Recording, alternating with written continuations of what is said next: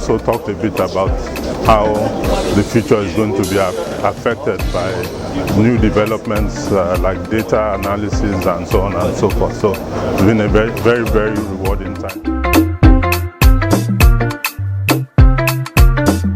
It's only in a conference like this you stand the chance of hearing from professionals talk, stand the chance of hearing that people that have various experiences in maintenance and reliability and be able to network.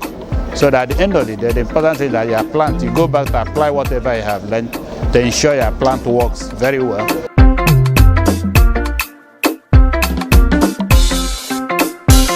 We've been discussing technology, we've been discussing the future of work, and in my presentation I talked about the effect and the place of big data, the place of people analytics, and of course the future of work.